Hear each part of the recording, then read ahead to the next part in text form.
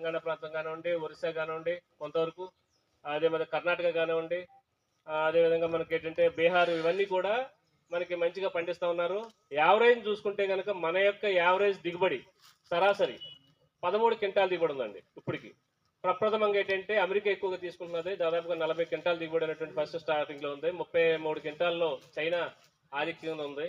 ఈ యొక్క మొక్కజొన్నకి ఎప్పుడు కూడా డిమాండ్ ఉంటుందండి, ఎందుకంటే 250 రకాల పైన ప్రొడక్ట్స్ అనేటువంటి తయారు చేస్తుంది ఈ మొక్కజొన్న ద్వారా. అంటే మనకు తెలిసినటువంటి మనకి ఏంటంటే కోళ్ళ దానా కానివ్వండి, పశువుల దానా కానివ్వండి, ఇవి కాకుండా బిస్కెట్స్ లో కానివ్వండి, అదేవిధంగా కార్న్ ఫ్లాక్స్ అని చెప్పేసి మనకు ఇప్పుడు మనం పిల్లలకి సిఫార్సు చేస్తున్నారు డాక్టర్స్ కూడా. అంటే దాని యొక్క విశిష్టత అనేటువంటిది, యొక్క మొక్కజొన్న యొక్క విశిష్టత అనేటువంటి పెరుగుతూ ఉంది.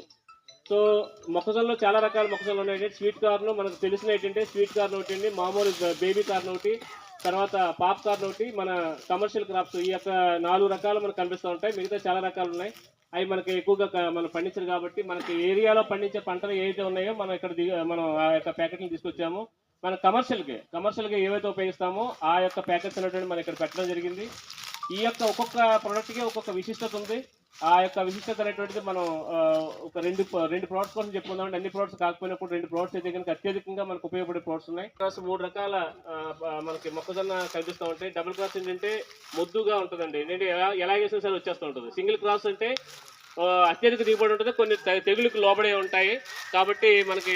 అదేవిధంగా మన 3 వే క్రాస్, అవి కూడా మనకి మంచి దిగుబడి ఇచ్చే రకాలుగా మనకి ఈనాడు కంపెనీలు కూడా ప్రొడ్యూస్ చేస్తున్నాయి. మా బయోసీడ్ కంపెనీ ద్వారా కూడా మనకి ఇక్కడ 3 రకాల విత్తనాలు మనకి ఏంటంటే ప్రప్రథమంగా 97, 66, 96, 36 అనేటువంటి 2 రకాలు కూడా చాలా హైయెస్ట్ హైబ్రిడ్స్ ఖరీఫ్ వెరైటీకి బాగా ఉపయోగపడతాయి. తర్వాత అదేవిధంగా 96, 95 ఈ 3 రకాలు కూడా మనకి ఏంటంటే ఖరీఫ్ 96, 36 కూడా రబీలో కూడా వేసుకోవచ్చు. కానీ మనకి ఏంటంటే ఇక్కడ మీ ప్రాంతంలో ఎలా ఉంటుందో నాకు తెలియదు, మీ ప్రాంతంలో తెగులు వస్తాయండి, ఎండు తెగులు వస్తా.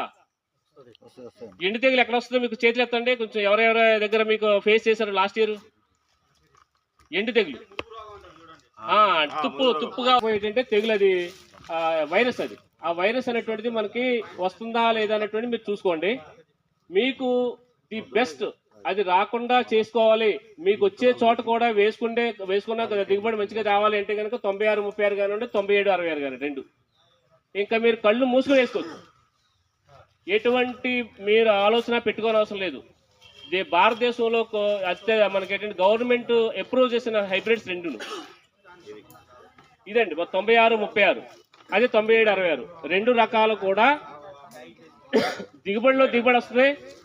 మనకి ఏంటంటే మనకి ఏది పడిపోదు, మనకి వచ్చినా కానీ ఇలా వచ్చినా కానీ శాంతం మనకి వంగి మళ్ళీ సమానంగా వచ్చేస్తుంది. ఏంటంటే వంగిపోయి మనకి పడిపోయే గుణం లేదు. అదేవిధంగా మనకి అత్యధికంగా తుప్పు రోగాన్ని, ఎండు రోగాన్ని తట్టుకునే రకం మనకి 96, 36, 97, 66 అండి. మీరు ఎక్కడైతే కనుక వచ్చినా రాపోయినా, అంటే ఈ రోగం అనేటువంటిది ప్రతి సంవత్సరం పెరుగుతూ ఉంది కాబట్టి మనం వేసిన తర్వాత 120 రోజుల తర్వాత బాధపడేదానికన్నా, 100 రోజుల తర్వాత బాధపడేదానికన్నా ముందే మెరుగైన విత్తనం వెనుకుని, అంటే ఎలాంటిది అంటే కనుక మనకి రోగాలు రావు, ఈ రకమైనటువంటి చేసుకుంటే కనుక 30-35 క్వింటాల్ దిగుబడి వస్తుంది. అంటే ఖరీఫ్కి, రబీకి వేరు. ఖరీఫ్కి అంతకన్నా ఎక్కువ అనేటువంటిది ఎంత తీస్తారండి ఖరీఫ్కి మీకు? అంటే ఈ మొదటి దానికి ఎంత చేస్తారు మీరు? ఎకరానికి ఎంత చేస్తారు? దాదాపు హైయెస్ట్ ఎంత, లోయెస్ట్ ఎంత? అంటే ఎక్కువగా తీసే ఎన్ని క్వింటాలు చేస్తారు, తక్కువగా ఎన్ని క్వింటాలు చేస్తారు ఖరీఫ్లో నుండి ఇప్పుడు వేసేది?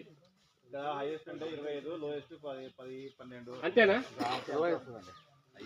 ఆ రకంగా అంటే అత్యధికంగా పండించే పంట ఏంటంటే మనకైతే మొక్కజొన్నలో కూడా వర్షాధారంలో కూడా మనకు 25-30 క్వింటాల కన్నా ఎక్కువ కావు నాకు తెలిసి.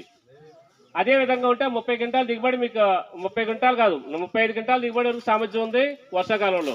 అదేవిధంగా పడిపోదు, తెగులు రావు.